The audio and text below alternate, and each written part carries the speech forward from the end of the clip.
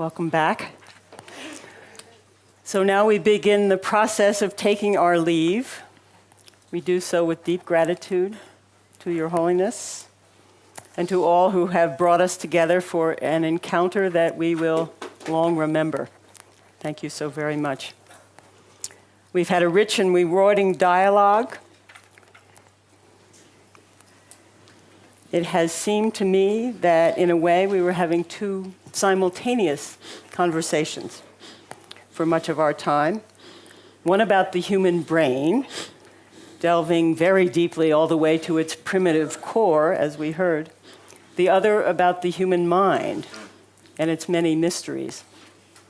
As we did that, we would pull ourselves back from time to time and look from a wider angle, opening a larger context to take account of social and cultural factors, pulling back from the scholarship for a moment to ask how we might apply the fruits of all this knowledge to relieve suffering in the world. That desire for usable knowledge, as Your Holiness has said, has always been the animating spirit behind these conversations, the dedicating of our learning to the benefit of all. Those two conversations about the brain and about the mind intersected from time to time, informed and enfolded one another, we might say, in a kind of stylized dance almost. One question that remains for us is how they integrate. That's the question that originated these dialogues 27 years ago, Varela's question, we might call it, and it does persist. Can we map our map of the mind onto our map of the brain? And if we can do that, eventually, as we intend, what is it exactly that we will have done?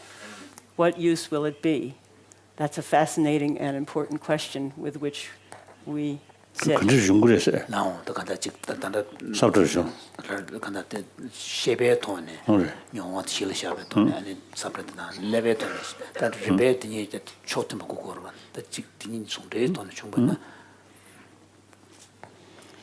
It's clear that the lines of influence have been running in both directions, that the presentations we heard this week from the Buddhist scholars reflect these years of mutual exploration. I think we can see and feel the evidence of that, and that the neuroscientific endeavor has been shaped and is being shaped in the crucible now of 2,000 years of Buddhist science, as Your Holiness said. Both conversations and the challenges of bringing them together are reminding us of the enormous complexity of the task that we have taken up. The complexity of the human brain, surely, its structure, its regions, its circuitry, its chemistry, its plasticity, all these things we've learned about. And the complexity of the human mind, its inappropriate mentation, attachments, excessive devotions, projections, afflictions, and its delusions, all 84,000 of them, and none more afflictive than our clinging to the self.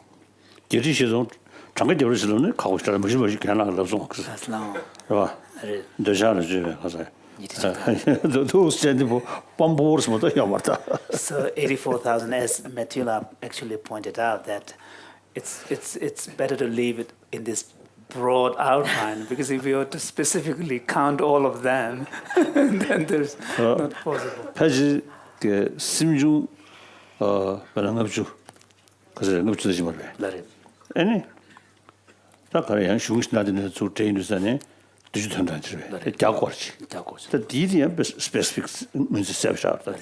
However, having said this, His Holiness is reminding us that in the Buddhist sources, when it comes to various factors that constitute our mental experience, referred to as mental factors, there's a list of 51, and some of the more expanded list includes up to 100 and something. And these mental factors are not only individually identified, but they're also defined and their functions identified and so on. So they're distinctly identified, defined, and then their functions identified.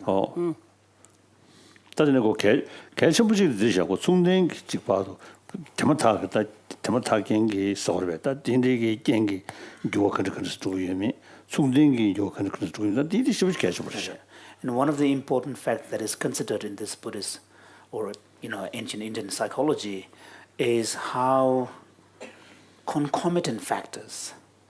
So when you have a particular mental event, how does the concomitant factors influence its expression in a particular given situation, as well as how does the immediately preceding moment, the antecedent, impacts its expression. So these are important considerations that are found in the Buddhist 제가 sources. 년부 된다는데 그냥 거기 강은 년부 된세 유득 노단데 십레시 마시나 다가서다디 제가 믿음이 처음다 임벌지기 다 년부 좀 쳐서로 그 실사고 실신 거리죠. And the reason for this is that when you are to apply any kind of intervention or antidote, unless you have a better understanding of not just the mechanism and the process itself, but are the other influencing factors that are part of that experience, as well as what are the antecedent forces that are in shaping it. Without that, you might choose a particular antidote which seemed like the counter point of it, but it may not actually work. Actually, I think Buddhism, of course, very much so, based on compassion, so non-violence. But you see, when we explain how to combat the destructive emotion, that usually sometimes we describe as an enemy. So now here, so in order to take effective offensive, we must know the enemy's condition fully. Under sort of low estimatory. If you underestimate it.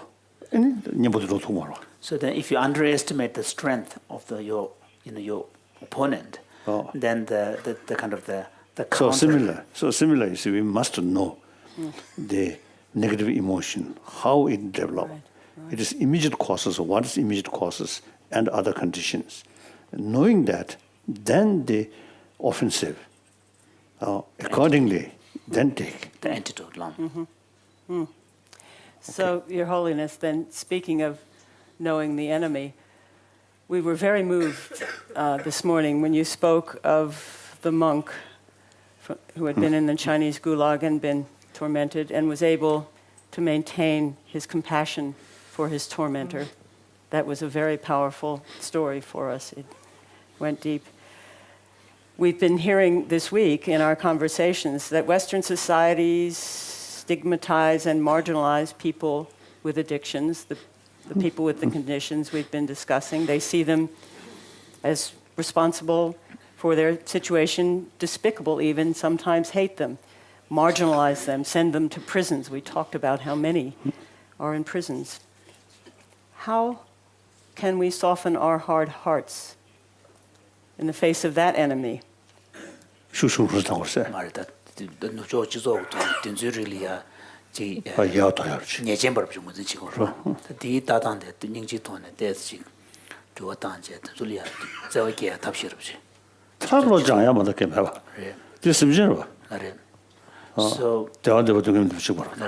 other than really reminding people of the fundamental fact, humanity of that person, right. Just as oneself, that person too wishes to be happy and wishes to overcome suffering. And furthermore, if you look at the spiritual teachings, so this which is common to all the great teachings of the world's spiritual traditions, there is a special emphasis placed on not losing your compassion for the marginalized, for the weak. Right.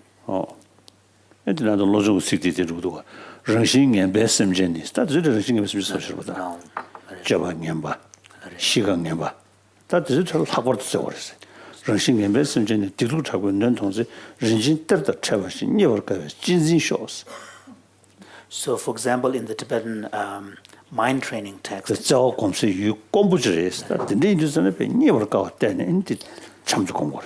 so in the Tibetan mind training text, known as the 8 verses on mind training, there's a particular line which emphasizes, from the point of view of a spiritual practitioner whose aim is to cultivate compassion for all beings, then having interaction with these kind of individuals is even should be seen as a precious opportunity. So there's a line which says that, when I encounter people who are in this kind of difficult situations, who seem to be indulging in destructive behavior and so on, may I, appreciate the opportunity almost like a kind of a treasure and, generate compassion. Of course, it's difficult to implement in actual practice. Right. Yes. You need a lot of So you need to really cultivate that way of thinking, make it a habit by reflection, through reflection. Right. Thank you. And I think the caregivers, Sarah, Roshi Joan, who work with these people do feel that way, that they are the beneficiaries of the opportunity. But the problem is creating that in the wider society. That is our struggle. Thank you. Thank you. That is helpful. So we've talked about complexity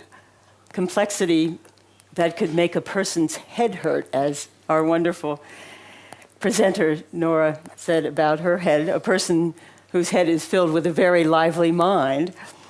And we can sometimes feel that complexity is our problem. But there's no escaping it, and as I think we've heard, it is inordinately beautiful as well, this human mind, even as it eludes our full comprehension. The American jurist, a man named Oliver Wendell Holmes, is said to have said that he had no patience with what he called the simplicity on the near side of complexity.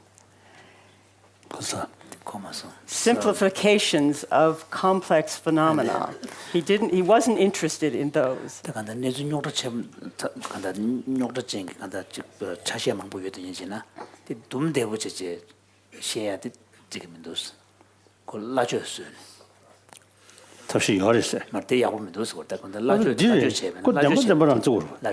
true. So if it is a complex phenomena, we have to acknowledge and. But the simple.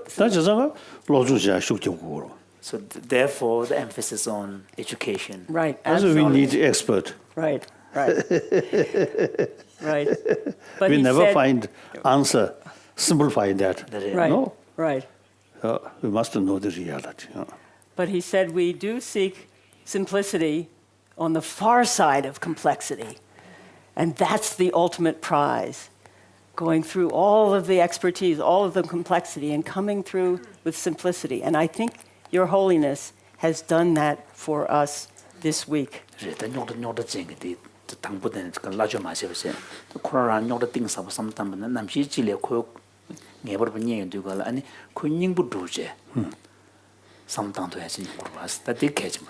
I want to ask Your Holiness if I have it right.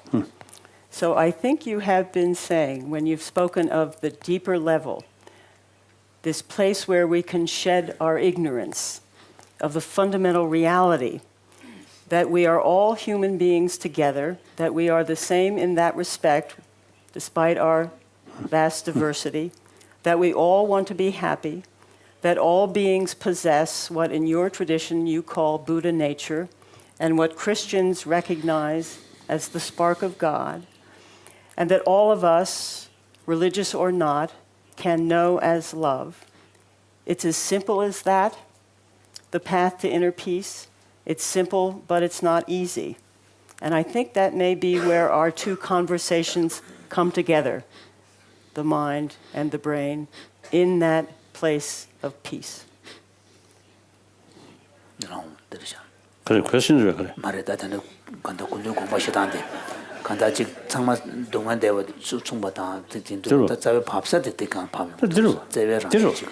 Yeah, it's true. That's right. Okay, keep going.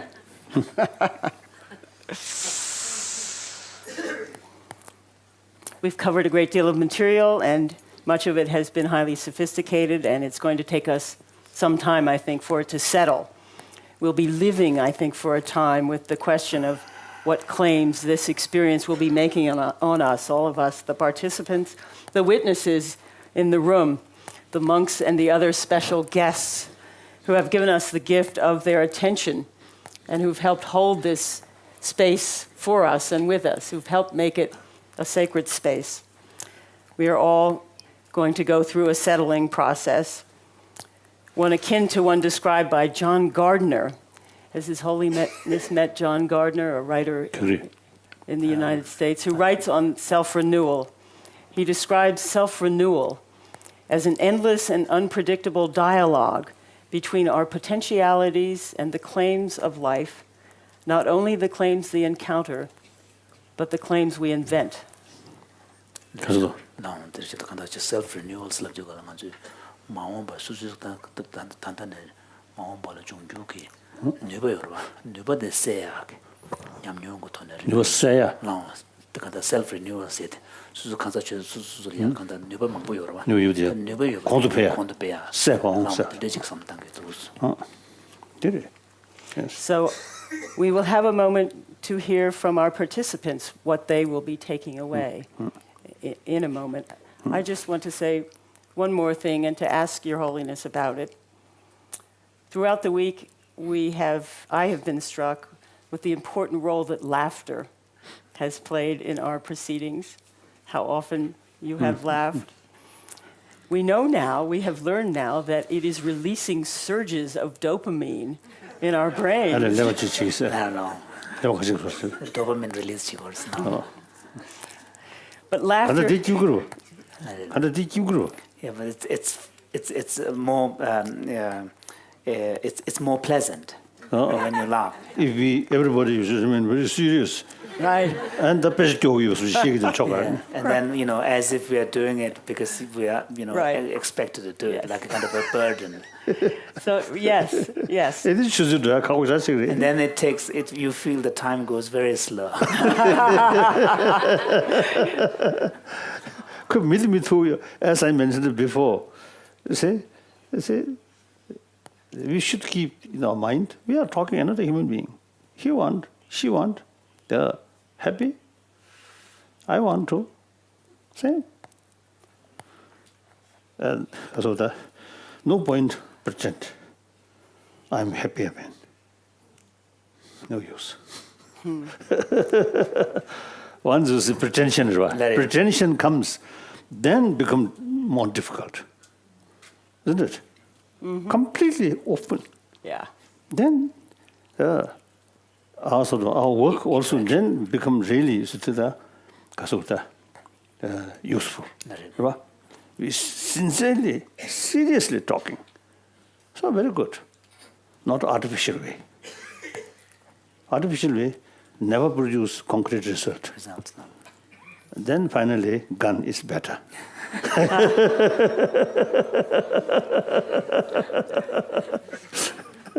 Isn't it? You see? No. I think you see, kids does how to say target chunmachuna. You should the gun So the problem with bringing pretense as a sort of a basis to engage in conversation, since nothing can be resolved, then of course people do end up sometimes using guns. Using force, like that. So that's exactly happened on this planet.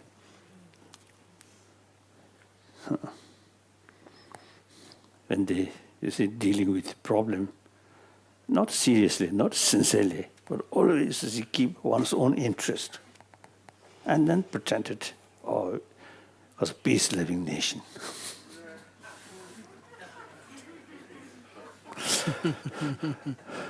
My first visit Soviet Union, 1979. Some media in Moscow, someone, tried to put in my mouth the word of loving or peace-loving nation. I didn't repeat that. Then he got some irritation. He was irritated. Like that, okay.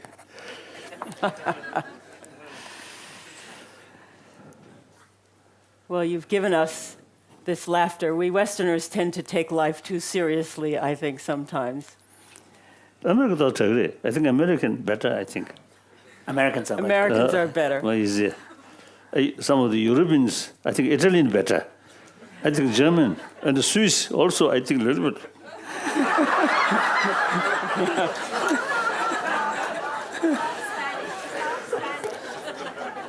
and also Japanese.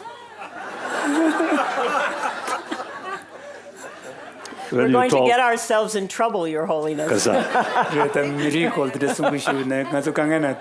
yes, yes. We're going to okay, get okay, some. okay. We're going Yes. to have some enemies. Yes. We better be Oh. careful. Yes, better to talk humanity.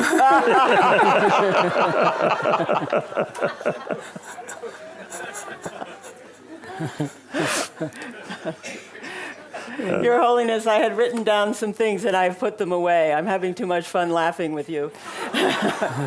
But you. just to say, as I said, I'm an educator. I am deeply inspired by your teachings on education, the need for education, for secular education. We will go back home. We will work Thank you. very hard Thank you. Thank you. to bring this to fruition. Thank you. Thank you. We're very inspired by you. And so I would like to invite my colleagues, any who feel moved to do so, to say something about what any of them think they will take away. Nora. Take the microphone, please. I'm taking away many, many things, so it's very hard to pick up one. And I was going to pick another one, but again, I was completely taken aback about your last statement, that you taught us how you can say things that are of great depth in a, as you say, very simple way, but also to challenge us in ways that do not create a defense by laughing with us. Yes. And that is crucial, because if we are not able to communicate differences in thinking without becoming defensive, there's no way of going forward. So I learned that in this. I learned many things, but that is, I think, a wonderful lesson. 믿음의 아버지네. 나를 딱 그래, 섬수 믿음의 유네. 따뜻 믿음 여배네. 야고 지금 믿음 얘기라. 그래, 자세도 안. 자세돈데 제배나니 컨트롤링 야고 연구 여버지 때 초와시고 좀 좋은슬람. 시야 수랑다 좋겠으잖아.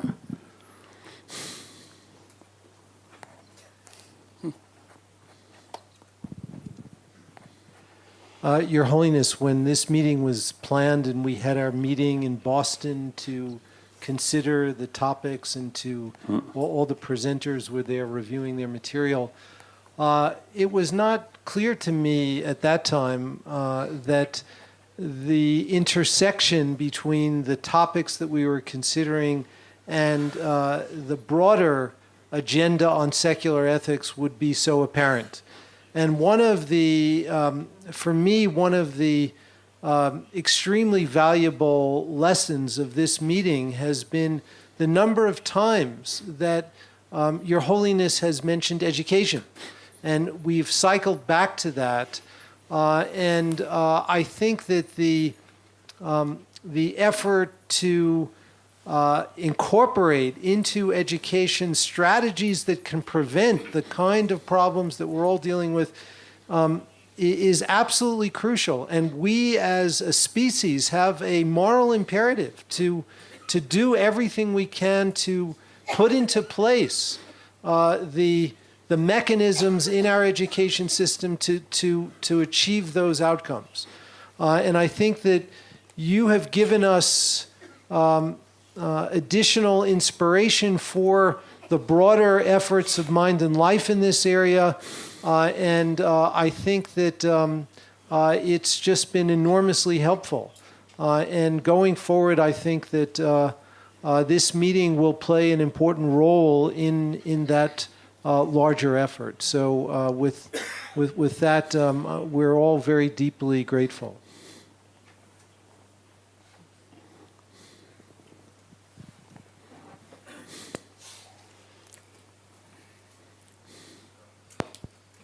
It's been a thrill to be here in so many ways, but of all the things that I think I'll take away, the biggest is the amazing diversity of perspectives we have here as a group. There's so many different angles, so many different viewpoints, and they actually work together. They actually are complementary with each other. And when you put them together, you get a bigger picture and a better picture, and it's a very good lesson. So, thank you. Very right. Very right. I think following on that, I've been appreciating the need for the accuracy and the precision and the fine-tuned attention and methodology that goes into this kind of science, and how that can integrate so beautifully with also the heart that and the compassion that are at the center of what we're studying, and that science doesn't have to be hard and cold. It can be very precise and also very compassionate.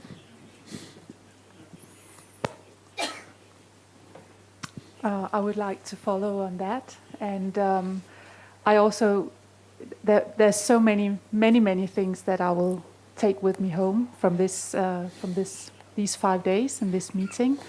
One of the things that I have been really sort of is in the front of my head all the time is, and that I will take with me home, is the sort of the universal nature of craving. And how can I also in my work sort of have that perspective within the field of addiction and problematic substance use, so that it sort of bears towards all human beings and not just certain human beings. Thank you.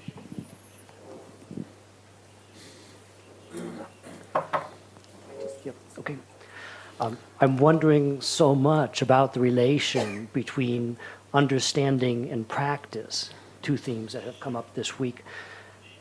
So many of us have been concerned with understanding the mind, and I think if a theme has emerged to kind of connect us over the week, to me that theme may have been that all of us have conceived of the mind as containing a number of parts, and interested in the relation among those parts. Your Holiness has stressed a number of times the need for formative education that might allow a person to escape from the grasping mind and into compassion and better aspiration. Wendy yesterday described escape from self into a nothingness and a sense of love beyond that, a similar theme. A number of us are concerned with the grasping mind and trying to understand the mechanisms of grasping. And Sarah talked today about controlling grasping, bringing it under the ego self to better control. Nora described what goes wrong in addicts in the grasping mind. Some of us have looked through neuroscience as kind of a lens to the mind, but all of us have been interested in parts of the mind. All of this has been understanding, which we value and pursue, and I know Your Holiness values and everyone here values. Yet the theme from the meeting, the theme of the foundation and the stress, the emphasis of Your Holiness so often is on practice and better education and better ways to go forth in practice. So I'm sure all of us wonder whether there's a way to more usefully connect. And as we pursue understanding, are there forms of understanding or avenues that might be more useful in the view of Your Holiness or in the view of the foundation? Perhaps the answer, perhaps there isn't one, and we should all pursue independently and hope for surprises that help. But if there were, I'm sure we would all love to be guided as we go forth.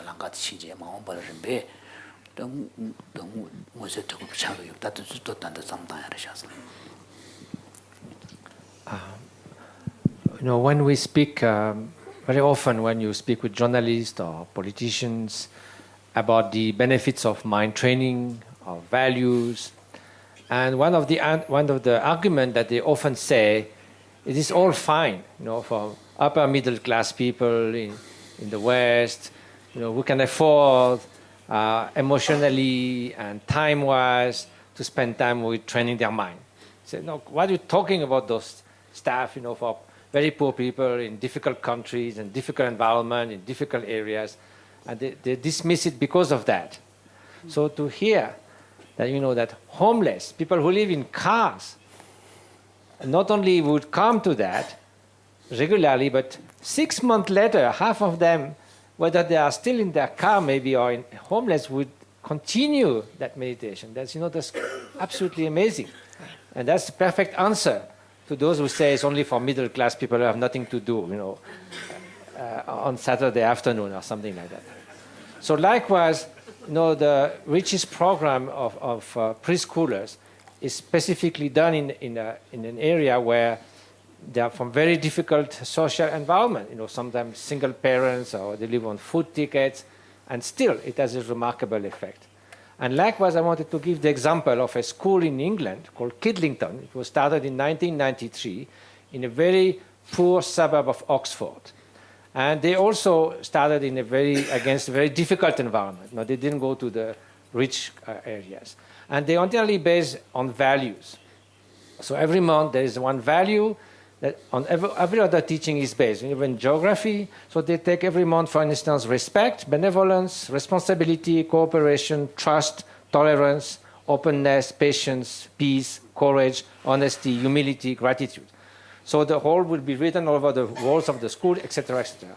So what they found is not only that they got average academic result, 30% higher than all the schools around, but also especially the atmosphere there is exceptional. People from all over the world came to see, and in 2003 in Australia, 315 schools decided to adopt that model, and 100,000 students. So those are things which is not just like, daydreaming, it's nice to teach values, but you can't do that with very poor kids, tough environment and all that. It's just the opposite.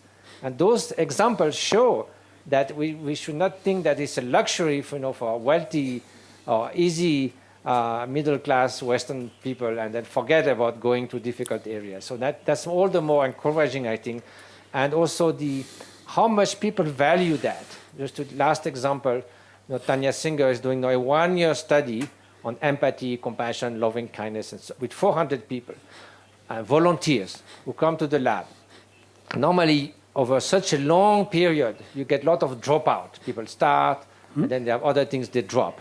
I don't know what's the average, but you could expect 20, 30% maybe, something like that.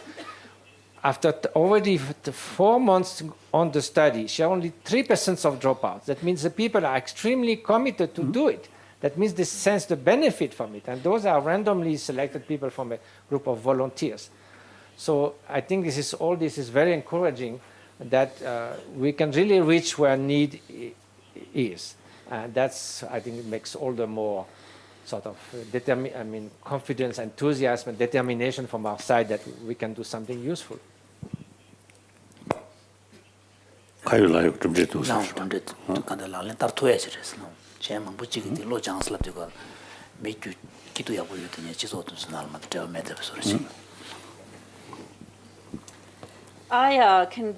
feel very overwhelmed with the problems in the world and their intractable quality. But I'm also aware of the great thirst of people, homeless people, children, my own students. And I feel very inspired to continue to seek synergistic practices, not just one, but just as we created something from our diversity that couldn't have happened with any one of us, I think about bringing to bear what combination of things, compassion, meditation, awareness, study, and all the different doorways that you can take it to, teaching, drug addiction, parenting, just everywhere you are. So I feel very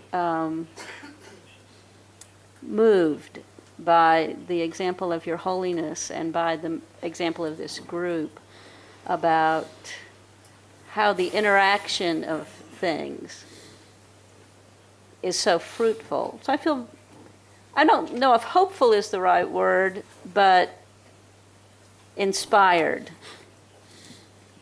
to do whatever work is possible to do.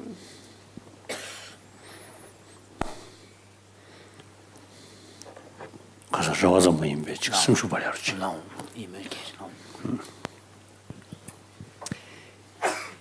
In this meeting, like the meeting on the environment, we were 2 years ago addressing very practical issues in the world, and this meeting as well. This is suffering.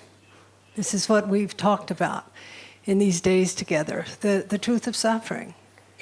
I think about the men in prison that I worked with years ago and their faces, and also moments within the experience of one or another where there was awareness, the presence of awareness. And for me, just dwelling in my own experience as, an engaged Buddhist, not just one who's in, quiescent state, but as an engaged Buddhist, the application of what we have learned in this meeting and in several previous meetings in terms of a kind of imperative that I feel is in our face right now. It's time in a certain way for us to look even more deeply in vis-a-vis the brain science and really drill down in, mapping, what are the mechanisms that give rise to suffering. By the same token, it's absolutely time that we apply what we've been learning over these years in a practical, powerful way, in a kind of revolution of values and of also ethos, a revolution of a state of heart and mind. And, I appreciate so much the philosophical perspectives, the religious perspectives, the social perspectives, the scientific perspectives. And I think you've pointed to something really important, Wendy. And that is that our community here represents a vision of collaboration and of cooperation that we hope to engender as a model of process in the future. This is not about taking a stand from one perspective, but it is really about a kind of collective vision that arises through interactions that are fundamentally wise, respectful, and that are based in deep compassion. So Arthur, I feel we're at a kind of break point. It's a sort of place where the tide is shifting, and where we need to step into that tide to help move it in the direction that Your Holiness has been pointing to for years. It's applying what we have learned over the past 27 meetings and quarter of a century to ending suffering. Maybe.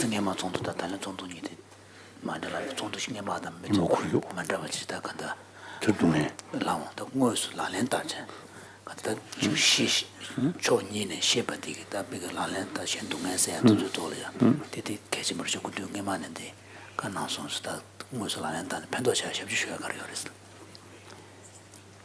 So Roshi, you have several times this week commented on the moment we are in, and I did have something I wanted to say about that if there was time. If you ask any parents in the West, or probably anywhere, what they want for their child, they will say sincerely and passionately that they want their child to be happy and they want him to be a good person. But happy in our Western culture, and as well, I'm afraid, often good, translate now to material success.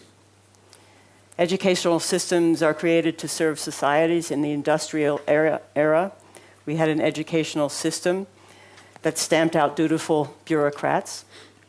And now we have a hungry economic system that needs greedy consumers. Go shopping, we Americans were told after the 9/11 attacks. So that's happiness. These parents want their child to get into the best school, to do very well there, to be admitted to the best university. I know that, I used to run one. To get the very best first job after graduation, to succeed at that, to move up the ladder of prestige. That's happiness.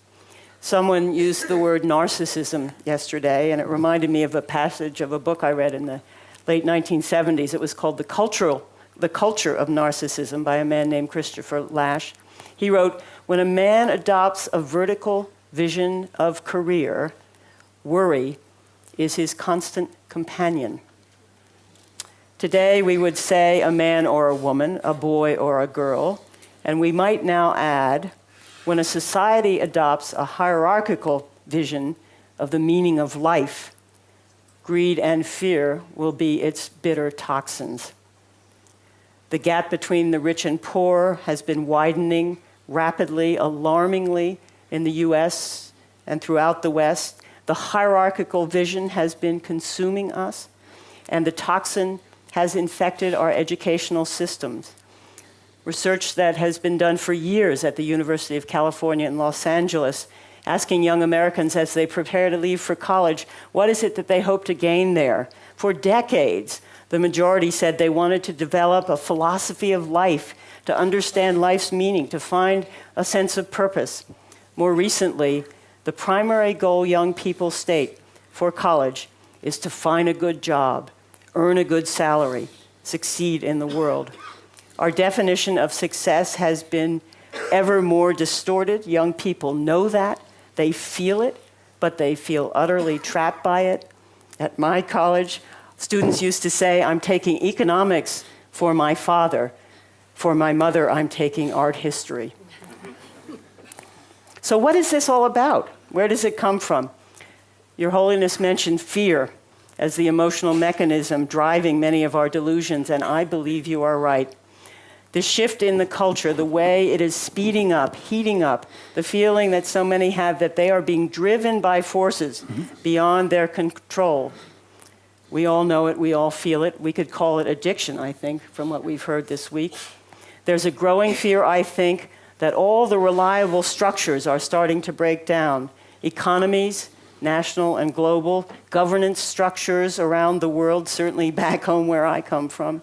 The very possibility of any kind of global governance. Your Holiness mentioned the impasse in Copenhagen. The environment and all the life support systems on which human life depends, and beneath all of that are basic value systems.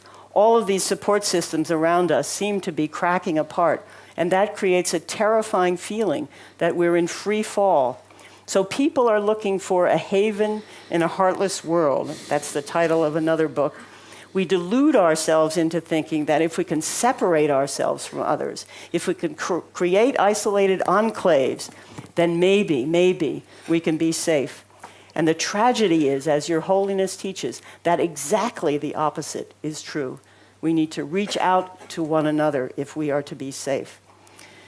Well, that sounds like a depressing picture as we talk about our educational vision. But I do see an opening for hope, as Roshi has suggested, and I want to ask Your Holiness if you see it as I do. Because when powerful structures that have held a dominant order in place begin to shift, cracks can sometimes open up, and shafts of light can shine through.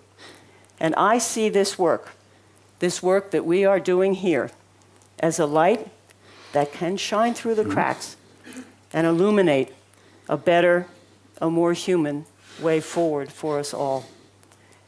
And that's the story I tell myself as we leave here, so that I leave filled with hope.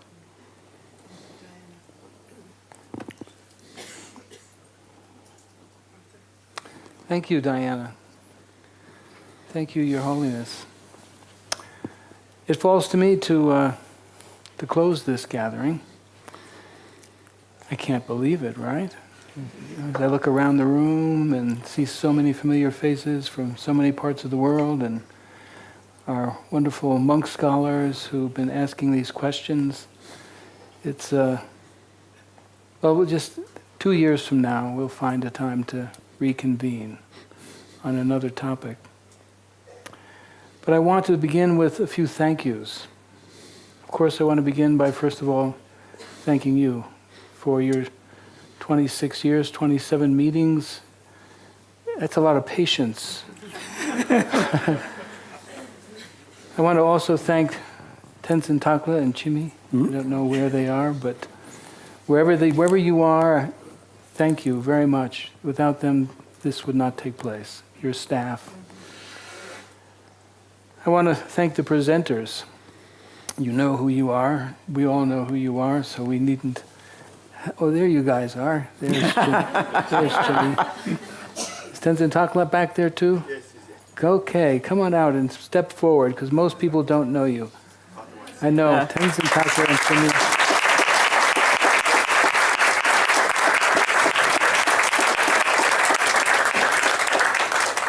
You can't imagine the hundreds of emails that have gone back and forth. Yeah. The presenters that have been with us, Diana Chapman-Walsh and Roshi Joan and you two, Richie, who have been our moderators, they've done an extraordinary job, don't you think? Just presenting the fullest array of insights and possibilities, keeping us on course. I want to also thank my board and staff. Maybe it would be good for my board to stand. We've got Roshi Joan and you, Richie, and Diana Chapman-Walsh, Carolyn Jacobs, Barry Hershey, Rip, and Monica. Also, wouldn't you mind standing just to see who you are? Have I got everybody? Jimpa? Jimpa, our chair. Our chair. Me too. Yeah. And I want to recognize my dear, dear staff members who are here. Heather, Jackie, and Wendy. Heather, stand up. Jackie, Wendy. Thank you. As you know, nothing happens without the capable hands of such people as this. You know, there are also many sponsors in the audience, people who have given out of their largesse and have made this possible. But I want to just thank the Hershey Family Foundation specifically. And they are 3 members, I think, of this family here. So thank each and every one of you for the past and the present, and I'm confident also the future. So thank you very much.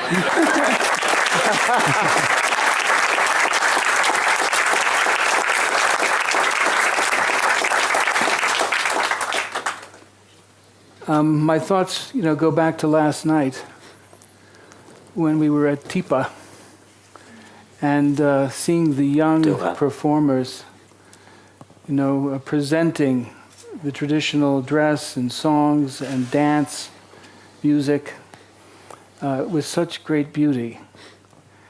And there's a wonderful novel by Dostoevsky called The Idiot. But the idiot is the one who can speak the truth. He is the simple, honest soul. And at the very end, he speaks the line which is much beloved, that beauty shall save the world.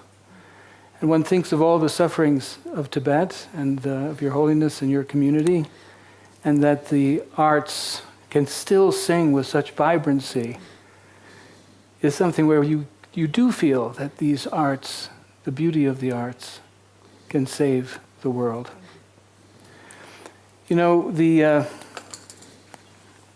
My thoughts always go back to ancient stories and the like. And there are stories that really have to do with desire.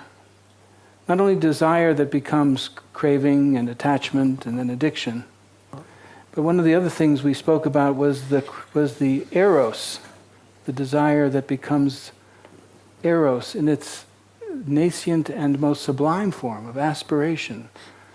That the warmth is a warmth of heart that becomes luminous and can light our path. And that the love that we experience can become the deepest source of our values. Not values which are learned by rote, which constrain us like rules, but values which become a way of being in the world. Marguerite Poiret, I know this is strange for a physicist to be studying Marguerite Poiret, but you've just got to go read her and you'll see why. Marguerite Poiret speaks about what she calls the great church, the large church, right? And that the small church in which she had been living and studying and learning was a church of, you could say, restraint and virtues. And for many, many years she had been a dutiful student in that church, a practitioner in that church of restraint and virtue. But that now she said, I take leave of those virtues in order to go into the church of love, from which all those virtues truly arise. You could say the church of compassion. And as I look around this room also, I feel like, we are here not because we have to be, not because we're being dutiful, but because of this compassion that we have for the world, that each one of us brings into our work, each one of us brings into our life. So maybe this is a little chapel in that great church. And its priest is perhaps Your Holiness, but You've got him laughing again. but perhaps each one 전단아 of, 둘러면 잘 것이고. His Holiness was saying in that case he will need a different kind of costume. 마대 수중이지. Something that is quite restraining, Yes. Big hat. I think you're doing just fine, costumed however you may be. The other comment which a number of you have made is that there are many different types of voices at the table. The understandings provided of the antidotes, for example, and the genesis of desire and so forth by Mathieu, and Nora's brilliant depiction of the brain and the nervous system, the dopamine system, and Sarah's depiction of the suffering and remediation of that through mindfulness practices and so on, all the way around the room. And yet I think there's something more that's required than simply the presence of these individuals. And that is that as you speak, that I see the world through your eyes. I'm no neuroscientist, but you speak with such clarity and intensity that I can feel that. And same sort of thing with you as you're working with those who are deeply addicted, and in your ways of teaching mindfulness and cognitive-based therapies and so forth, and all the way around the room, this extraordinary capacity for empathetic understanding that we can animate. I think this is so human. You talk about the rat's brain and the adult human being brain, but I think part of this capacity is the perspective taking of others, that I can truly live into each and every one of these great souls. And so it's not just that we add, as it were, the sum of our parts, but we actually live through each other in ways which are truly uniting.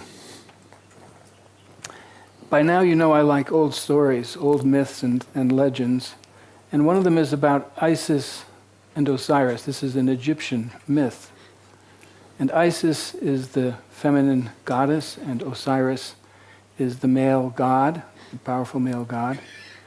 But a third figure enters in who's a kind of chaos, Typhon. And chaos cannot kill Osiris, the male god, but he can tear him apart.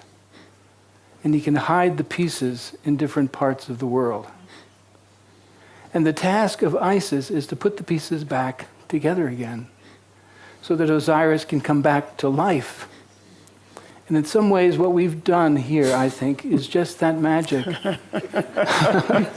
Is that we take the hidden pieces. Nora's been hidden away in her laboratory, and I've been hidden away at Amherst, and you're hidden away way over here in Dharamsala. And we've had to find each other, befriend each other, live through each other. And then it comes to life, and there's an energy and power and force which no single one of us could manage. So in this archetype, as you described it, of a contemplative and collaborative community, which this can become ever more, I think that legend lives in me. The other theme which keeps coming back is, as you've identified, this theme of education. An education that takes us from being idiots when we're born, so to speak, filled with the possibilities of the mature life, but it's still all potential. So we come with perfect simplicity into the world, complete dependency. And then we journey from that moment through our lives And we're taught by well-meaning and well-intended teachers and parents and community. But life presents us with challenges which sometimes demand more of us than what our education, our conventional education provides. And I think often the deepest education is the education that comes through compassion, which may even cause us to do something which has been against the rules. I think of the life of the Buddha. He sees suffering. He wasn't supposed to go outside the gates, but he did. He sees suffering and he leaves his family. He wasn't supposed to leave his family. So he didn't practice the virtues, you could say. Something more called him, the suffering of all of humanity. And he recognized a task. Your friends, Nelson Mandela, Václav Havel, each one of them, you could say, broke the rules. They broke those rules because of love, because of compassion. I'm going to give a small gift, which is a book I was just reading, which is a 13th century version of the secular ethics curriculum. It's called Parzival. Parzival is protected by his mother, kept from harm, also kept naive like a child, even though he was a young man. He sees 2 or 3 knights riding through the forest and he wants to become like they, brave, strong. And so he is educated in the ways of knight-errantry, of being a knight, being noble, being virtuous, being polite and courteous. But then he meets a king who is suffering gravely, and he fails to ask the question which is in his heart, which is, what ails you? How can I help you? Because it was impolite. It wasn't proper. And the rest of the story is the story of his maturation, his development as a human being, so that once again he makes his way back gradually, so that the voice of compassion could heal the wounded Fisher King. So I'm going to offer this to you, Your Holiness, as a token and promise that we'll give an updated version of this to you, the 21st century version of the secular ethics curriculum, as a journey which we hope many, many, many millions of young people will move in their lives from simplicity to love along this great path and not be diverted into grasping and addiction, but find their way to that luminous, light-filled crack and doorway. So thank you from the bottom of our hearts for your leadership and generosity, your humor, and presence. Thank you. Thank you.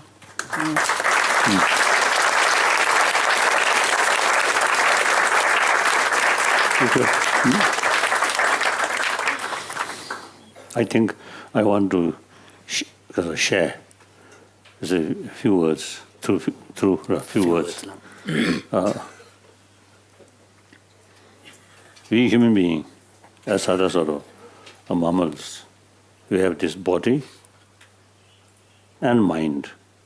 Body is because of the we can see, we can touch.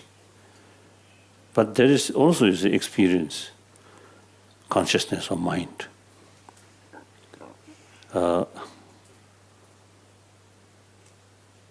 I think both level, the pleasure, satisfaction, joyful, pains, both level. So I think as far as body is concerned, physical is concerned, I think with the help of scientific research, our modern science really now brings a lot of comfort. Also the illness,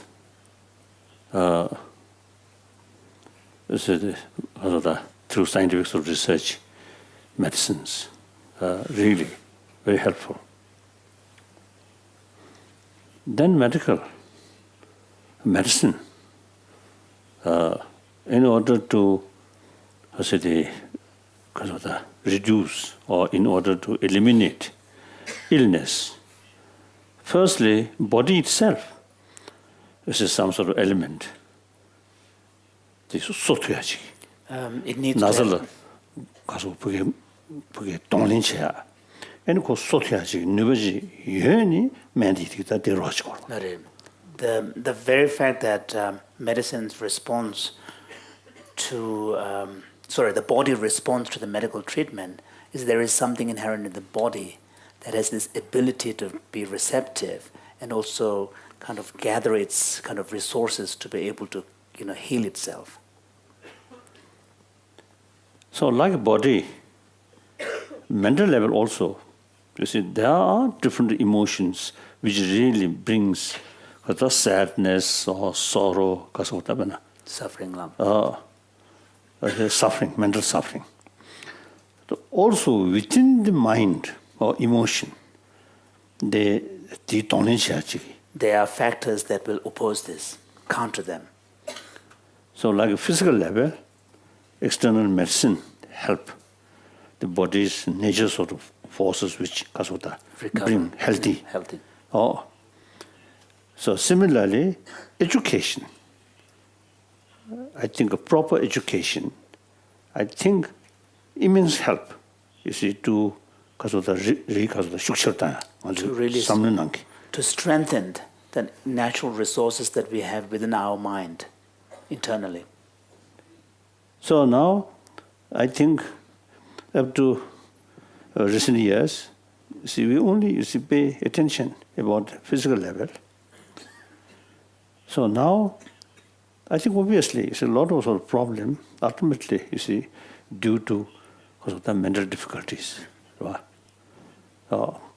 So now, you see, it is quite clear. So the time comes, we must explore. Now, every way, you see, to samnunaliya sim mitiwe nyambu chadi takala shukyaji. So find ways in which to really understand how within the mind's own resources there might be factors that we can cultivate, reinforce, that could help deal with the problems that are rooted in the mind itself.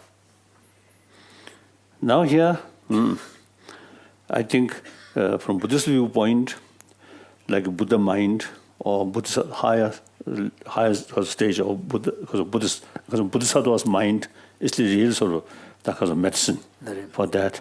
That is to us out of question. Out of reach. Too far. Out of reach. So now we initial level, yes, we all have this sort of ability, you see, to combat these destructive emotion. So now people, we have that potential, but out of ignorance, you see, you neglect these things. We neglect these things. So now our education give them, there is a possibility within your own emotion, your own mind, can challenge these disturbed emotions. That, I think, the real purpose of our secular education. Not talking about next life, not talking about God or hell, not talking. Buddhist, not talking about the nirvana or salvation, these things on even next life. That's private business. When we talk humanity, within this lifetime, there's a lot of disturbances due to mental the role of the mind. Role of mind. I think that I want to share. Yeah. Because potential managing So, for example, if the potential is not there, if there is no inner resources there, then the efforts are pretty fruitless, futile. Yeah. Potential there. You can see among the 7 billion human beings, same brain, same emotion. Some much happier. Like this morning, I mentioned you see that monk. Same human being, same brain. But out of his sort of certain sort of way of thinking, immense sort of benefit when he passing through difficult sort of period, you see, he can maintain peace of mind. So result, physical also, much healthier. So these are living examples. So why not with other people? Without touching Buddhism, without talking about next life. Religion, no. But this very life, you see, can be more calm person, more sort of happier person, particularly when passing through difficult period. It's a more challenge, sort of more enthusiasm, more excited, instead of sort of demoralized, isn't it? So that, I think now, so many years, I think, discuss these things. So each sort of meeting, it becomes clearer, clearer, clearer.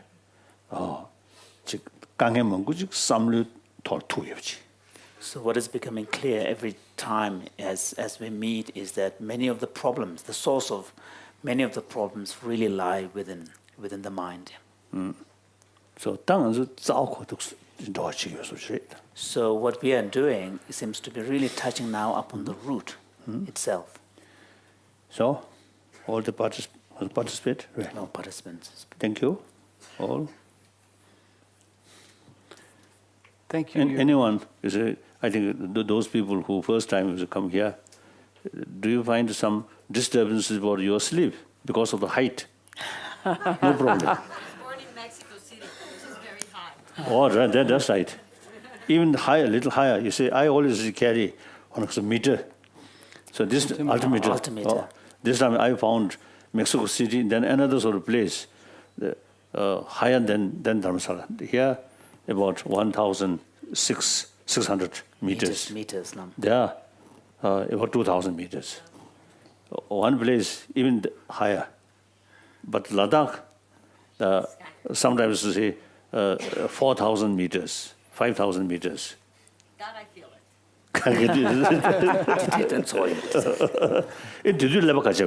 So what happens to the brain at that time? The brain depends. The brain can be actually affected because of the pressure, and it can swell. So that. the altitude 내가 싫어 그러지 않습니다. 겁이 있습니다. 그래서 그래. So how can it expand? Because there is a kind of it's enclosed Skull. under the skull. The liquid from the vessels dissipates, so that's why it's dangerous. The skull does not have much space to go, so it pushes. But the mind does not. The mind does not get any bigger. Does not Sorry. swell. So the brain and the mind are not the same entity. Right. This All right, you figured it out finally. Oh, this is because bring some curiosity. 나도 레벨 두 세가지도 와. 그 레벨 말까? 겁릴이야. 그것도 두 세야죠 아마다. So this sort of raises a curious question for His Holiness, because if you look at the structure of the skull, there seem to be some kind of lines. Doesn't that indicate that it allows to be a little flexible, open up? When you're a baby, when you're a baby, that's not fully formed, and as you grow up, that turns into bone. So that allows the brain to grow. Oh, that's right. The skull also is enlarged. Right. No. My point is here. 또 소리 무시도 와. 증점시도 와. So well, the brain keeps on expanding. 가서 그 증점시도 와. 증점 예배디 그 겁이야 또 치고 말다. So in adulthood, the lines of the two sides of the brain, when you have kind I think three line, one, something like that, isn't it? So is it ever possible that they can expand, open up a little bit in adulthood? Reason why you see nature create that. I think like the ribs. Because of the movement, so you see it create that way. So skull also you see because of some sort expansion. Expansion 저거 말다. Some kind of movement. So you see nature create that way.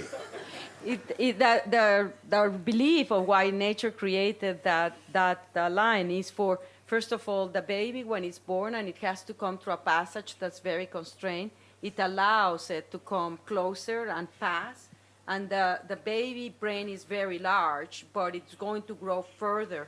So during a period of 5-6 years, it's still possible for that part is not calcified, but then it becomes calcified, and the moment that those sutures are calcified, it cannot grow anymore. So now as adults, this is calcified, it's bone. It cannot open up anymore. And so if the brain swells, there's no space where it can grow. That's right. 근데 gemba 차차소나 데 같이요 말이스. 내자. 근데 좀 더 가면 데 좀더 부구감을 야 달래버도 최고 두가라. 뒤걸 거셔 주고.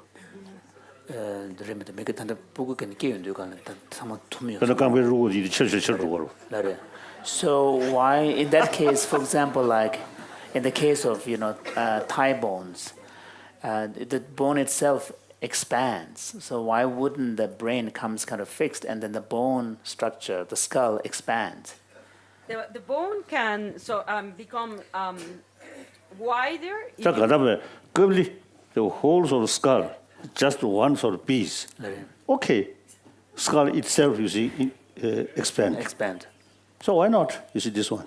So because it was for your brain to expand when you were a baby and a child, and then as an adult, there's no. Maybe this should be the topic of our next.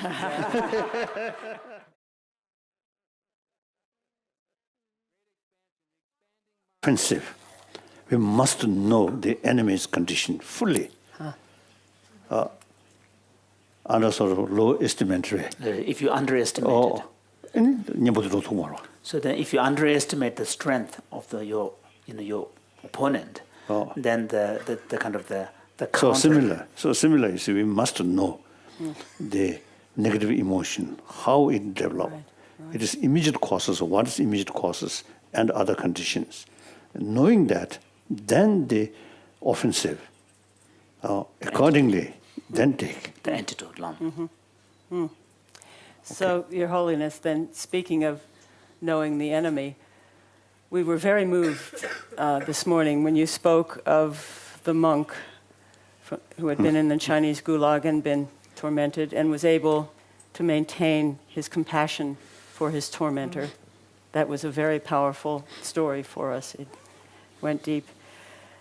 We've been hearing this week in our conversations that Western societies stigmatize and marginalize people with addictions, the people with the conditions we've been discussing. They see them as responsible for their situation, despicable even, sometimes hate them, marginalize them, send them to prisons. We talked about how many are in prisons. How can we soften our hard hearts in the face of that enemy? So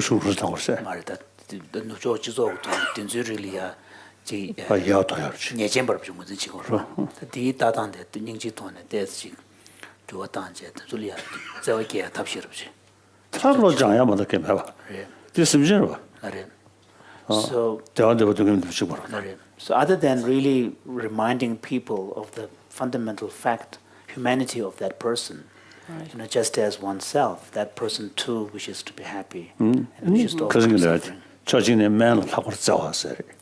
And furthermore, if you look at the spiritual teachings, so this which is common to all the great teachings of the world's spiritual tradition. Fascinating and important question with which we sit.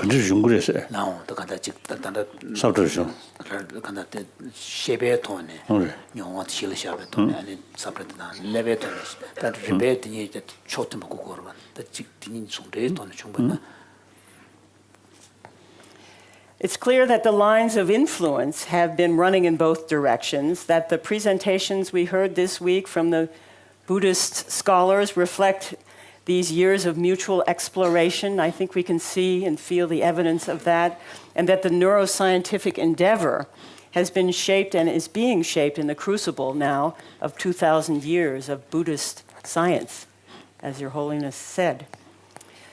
Both conversations and the challenges of bringing them together are reminding us of the enormous complexity of the task that we have taken up. The complexity of the human brain, surely its structure, its regions, its circuitry, its chemistry, its plasticity, all these things we've learned about.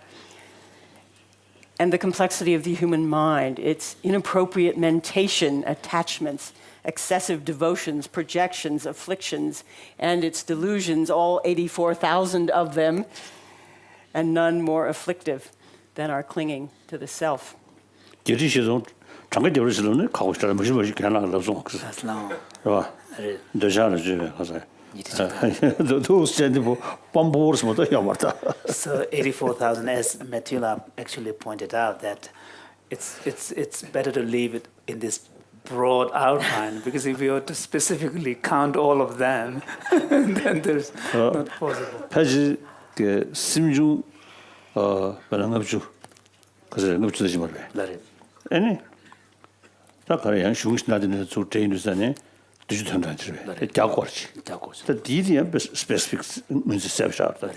However, having said this, His Holiness is reminding us that in the Buddhist sources, when it comes to various factors that constitute our mental experience, referred to as mental factors, there's a list of 51, and there's a special emphasis placed on not losing your compassion for the marginalized, for the weak.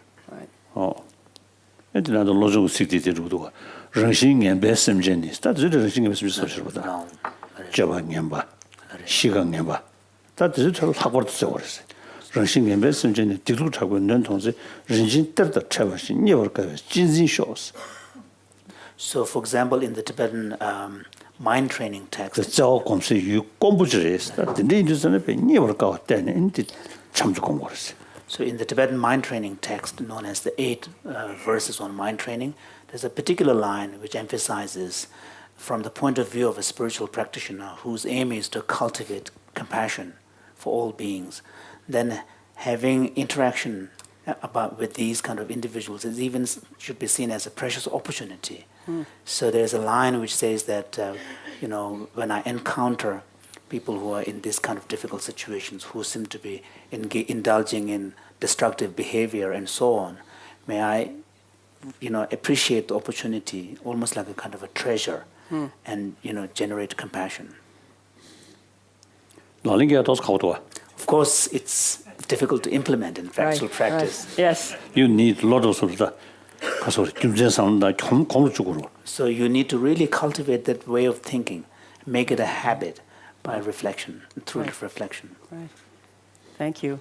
And I think the caregivers, Sarah, Roshi, Joan, who work with these people do feel that way, that they are the beneficiaries of the opportunity. But the problem is creating that in the wider society. That is our struggle. Thank you. Thank you. That is helpful. So we've talked about complexity that could make a person's head hurt, as our wonderful presenter, Nora, said about her head, a person whose head is filled with a very lively mind. And we can sometimes feel that complexity is our problem. But there's no escaping it, and as I think we've heard, it is inordinate.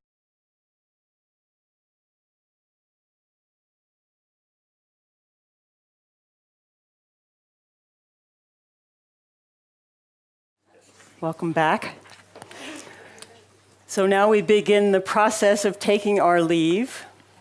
We do so with deep gratitude to Your Holiness and to all who have brought us together for an encounter that we will long remember.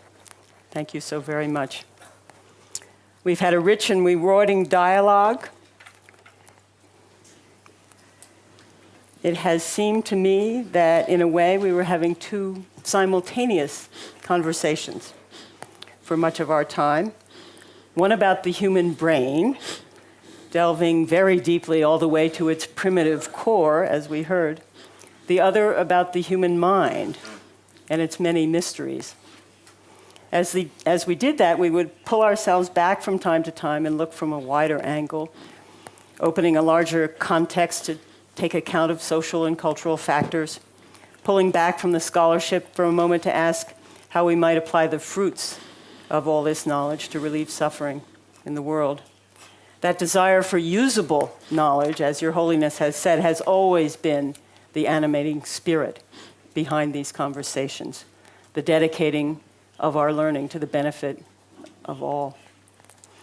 Those two conversations about the brain and about the mind intersected from time to time, informed and enfolded one another, we might say, in a kind of stylized dance almost. One question that remains for us is how they integrate. That's the question that originated these dialogues 27 years ago, Varela's question, we might call it, and it does persist. Can we map our map of the mind onto our map of the brain? And if we can do that, eventually, as we intend, what is it exactly that we will have done? What use will it be? Some of the more expanded list includes up to 100 and something. And these mental factors are not only individually identified, but they're also defined and their functions identified and so on. 맞아. 장각 시야가서 뭐 어찌든지 문제도. So they're distinctly identified, defined, and then their functions identified. 따지는 거 개천부지 되시고 중된 직 봐도 대마타 경기 서울에다 딘데기 경기 요가 그런 스토리미 중된기 요가 그런 스토리다 디디 시부지 개천부지. And one of the important facts that is considered in this Buddhist or ancient Indian psychology is how concomitant factors. So when you have a particular mental event, how does the concomitant factors influence its expression in a particular given situation, as well as how does the immediately preceding moment, the antecedent, impacts its expression. So these are important considerations that are found in the Buddhist. 저서 년부터인데 그냥 거기 강한 년부터에서 유득 노단데 십레시 마시나 다가서다디 제대로 믿음이 처음다 임벌지기 다 년부터 좀 쳐서로 그 실사고 실신 거리죠. And the reason for this is that when you are to apply any kind of intervention or antidote, unless you have a better understanding of not just the mechanism and the process itself, but are the other influencing factors that are part of that experience, as well as what are the antecedent fact forces that are in shaping it. Without that, you might choose a particular antidote which seemed like the counter point of it, but it may not actually work. Actually, Buddhism, of course, very much based on compassion, so non-violence. But you see, when we explain how to combat the destructive emotion, that usually sometimes we describe as an enemy. So now here, so in order to take effective